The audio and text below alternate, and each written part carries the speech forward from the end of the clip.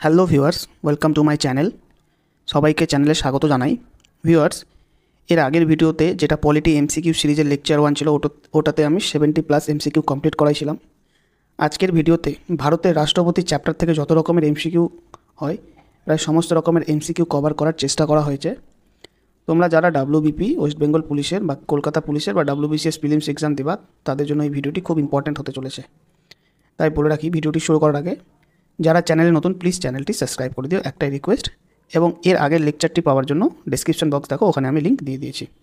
আমাদের আজকের ফার্স্ট প্রশ্ন হচ্ছে, ভারতের প্রশাসনিক প্রধান কে? ভারতের প্রশাসনিক প্রধানের জন্য 4টি অপশন আছে: রাষ্ট্রপতি, প্রধানমন্ত্রী, সুপ্রিম কোর্টের চিফ জাস্টিস না বিরোধী দলের নেতা।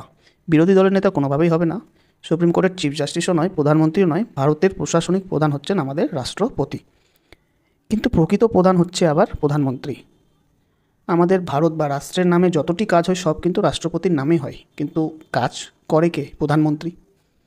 পরের প্রশ্ন হচ্ছে, ভারতের রাষ্ট্রপতি রাষ্ট্র ও সরকার দুইয়েরই প্রধান, রাষ্ট্রের প্রধান, কেবল সরকারের প্রধান কোনোটি নয়। ভারতের রাষ্ট্রপতি হচ্ছে রাষ্ট্রের প্রধান, অপশন বি।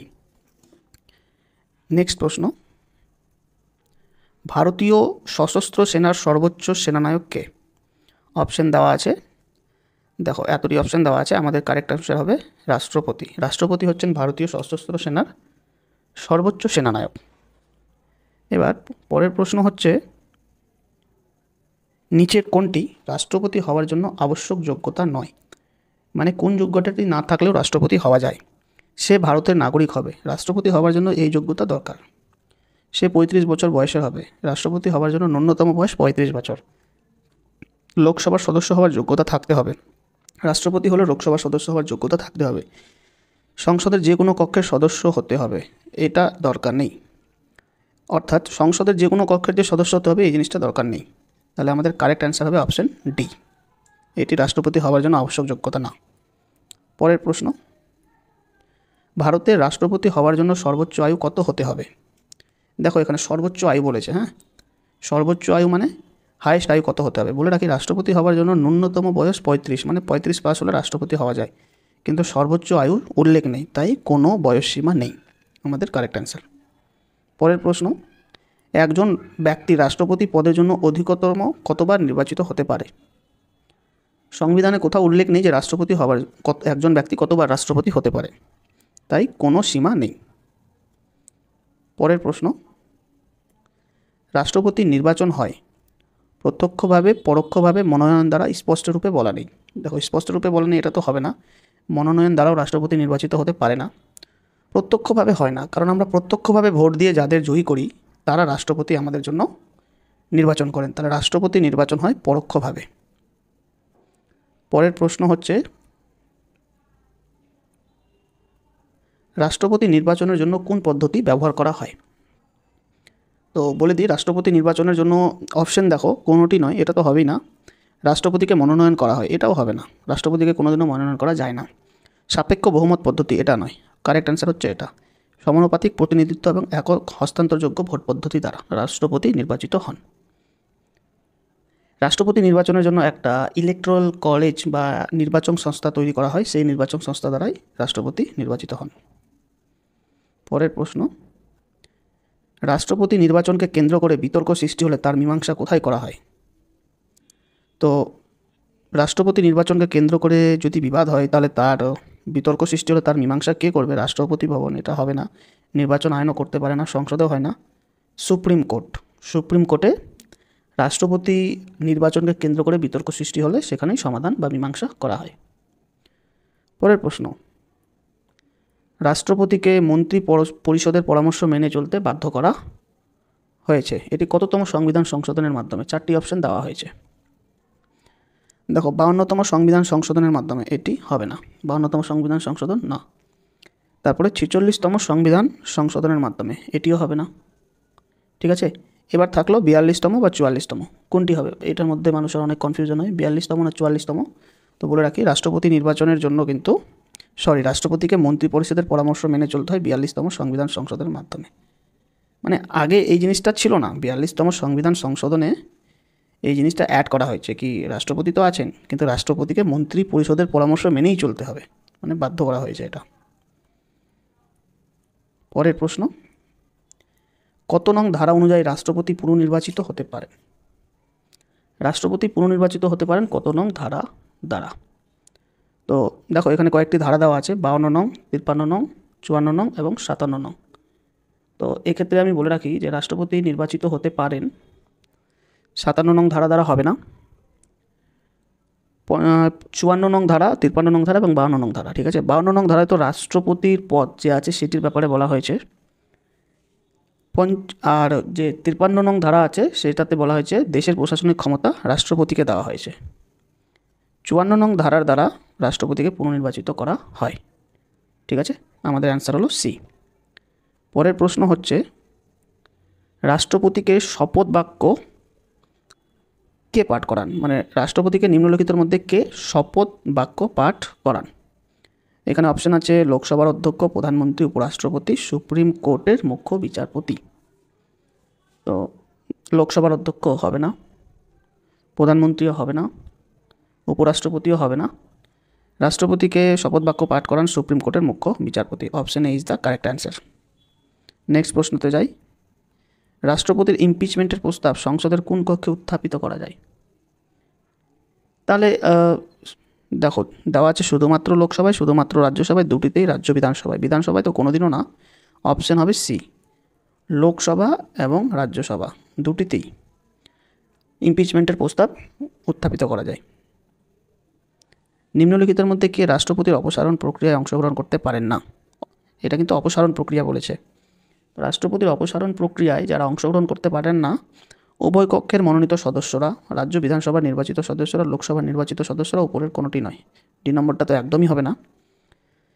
দেখো বলে দিই, যারা লোকসভার নির্বাচিত সদস্যরা রাষ্ট্রপতির অপসারণ প্রক্রিয়ায় অংশগ্রহণ করবে এবং উভয় কক্ষেরও মনোনীত সদস্যরাও করবে। মনোনীত সদস্যরা কিন্তু ভোট দিতে পারতো না রাষ্ট্রপতি প্রক্রিয়ায়, নির্বাচন প্রক্রিয়ায়, কিন্তু অপসারণ প্রক্রিয়ায় পারবে অংশগ্রহণ করতে।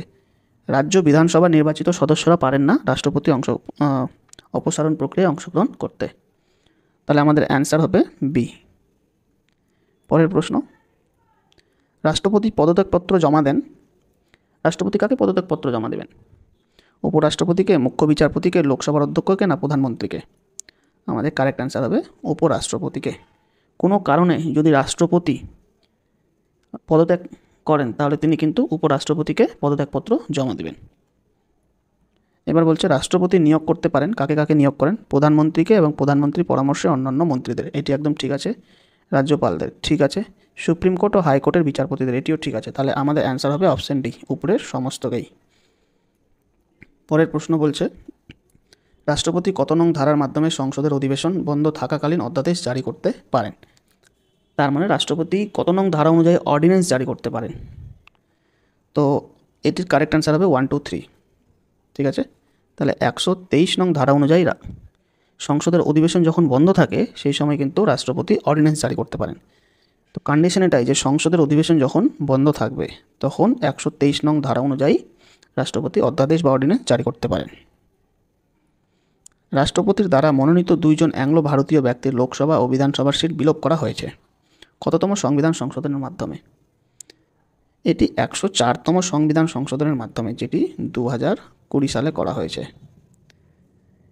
রাষ্ট্রপতির দ্বারা মনোনীত 2 জন অ্যাংলো ভারতীয় ব্যক্তির যে লোকসভা ও বিধানসভার সিট ছিল সেটিকে বিলোপ করা হয়েছে। পরবর্তী প্রশ্ন, রাষ্ট্রপতি মৃত্যুদণ্ডপ্রাপ্ত ব্যক্তির ক্ষমাদান করতে পারেন কত নং ধারার মাধ্যমে? খুব ভালো জিনিস এটা, যে রাষ্ট্রপতির কাছে পাওয়ার আছে যে ব্যক্তিকে মৃত্যুদণ্ড পেয়েছে তাকে ক্ষমা করার, সেটি 72 নং ধারার মাধ্যমে। পরবর্তী প্রশ্ন, 352 নং ধারা কিসের সাথে সম্পর্কিত?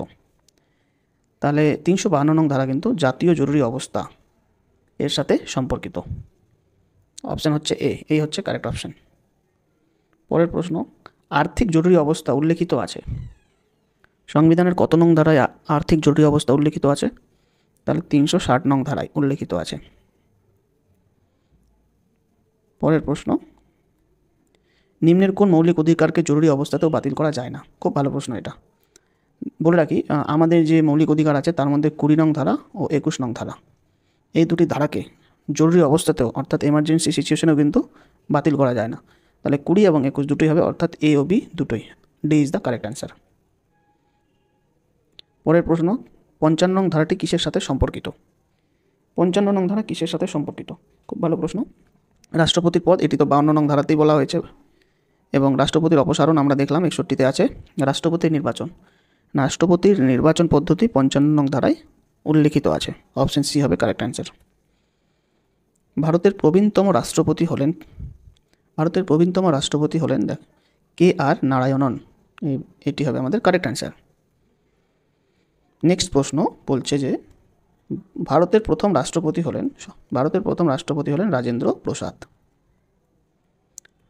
ভারতের সর্বকনিষ্ঠ রাষ্ট্রপতি হলেন, সর্বকনিষ্ঠ মানে যার বয়স সব থেকে কম, মানে সব থেকে কম বয়সে যিনি রাষ্ট্রপতি হয়েছিলেন তিনি হলেন নীলম সঞ্জীবা রেড্ডি, এবং ইনি কোনোরূপ প্রতিদ্বন্দ্বিতা ছাড়াই কিন্তু রাষ্ট্রপতি হয়েছিলেন। পরের প্রশ্ন, সুপ্রিম কোর্টের প্রধান বিচারপতি ছিলেন কোন রাষ্ট্রপতি? নিম্নলিখিতের মধ্যে কোন রাষ্ট্রপতি যিনি সুপ্রিম কোর্টের বিচারপতি ছিলেন?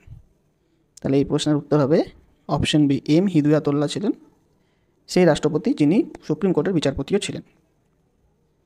এখানে প্রশ্ন বলছে প্রথম মহিলা রাষ্ট্রপতি হচ্ছেন কে? দ্রৌপদী মুর্মু তো এখন আমাদের বর্তমান রাষ্ট্রপতি। ইন্দিরা গান্ধী রাষ্ট্রপতি কোনোদিনও হননি, মায়াবতীও হননি। প্রতিভা দেবী পাটিল ইনি ছিলেন প্রথম মহিলা রাষ্ট্রপতি।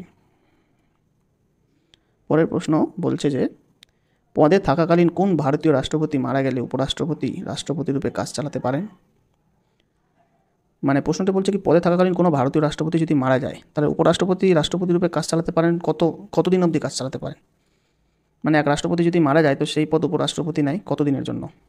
6 মাস, সর্বাধিক 6 মাসের জন্য। হাইয়েস্ট 6 মাসের জন্য পারবে, তার বেশি পারবে না। তাহলে রাষ্ট্রপতি কোনো কারণে মারা যায় বা রাষ্ট্রপতি অপসারণ হলে তারপরে নেক্সট রাষ্ট্রপতি নির্বাচন হওয়া পর্যন্ত হাইয়েস্ট 6 মাস ওই পদ উপরাষ্ট্রপতি কাজ করতে পারবেন ওই পদে। নেক্সট প্রশ্ন বলছে দেশের প্রথম নাগরিক হলেন, অবশ্যই রাষ্ট্রপতি হচ্ছেন আমাদের ভারতের প্রথম নাগরিক। রাষ্ট্রপতি রাজ্যসভায় কতজন সদস্যকে মনোনয়ন করতে পারে? খুব ভালো কথা। রাজ্যসভায় কতজন সদস্যকে মনোনয়ন করতে পারে? তো এটির অ্যান্সার হবে 12। রাষ্ট্রপতি 12 জন সদস্যকে রাজ্যসভায় মনোনয়ন করতে পারেন। আমাদের আজকের লাস্ট প্রশ্ন, দেশের প্রকৃত শাসক হলেন, এই প্রশ্নটা অনেকেই ভুল অ্যান্সার দিয়ে ফট করে রাষ্ট্রপতি করবে, কিন্তু না, দেশের প্রকৃত শাসক হলেন কিন্তু প্রধানমন্ত্রী। দেশের প্রকৃত শাসক প্রধানমন্ত্রী, কিন্তু রাষ্ট্রপতি হচ্ছেন কি? রাষ্ট্রপতি হচ্ছেন দেশের প্রকৃত শাসক নয়, উনি হচ্ছেন নিয়মতান্ত্রিক শাসন। রাষ্ট্রের সমস্ত কাজ তো রাষ্ট্রপতির নামে হয়, কিন্তু সমস্ত কার্যাবলী করেন প্রধানমন্ত্রী। তো ভিডিওটি ভালো লাগলে চ্যানেলটি প্লিজ সাবস্ক্রাইব করে দিও, একটা রিকোয়েস্ট সবার কাছে, এবং পরবর্তী ভিডিও এইভাবেই তোমাদেরকে দেওয়া হবে। সবাইকে ধন্যবাদ ভিডিওটি দেখার জন্য।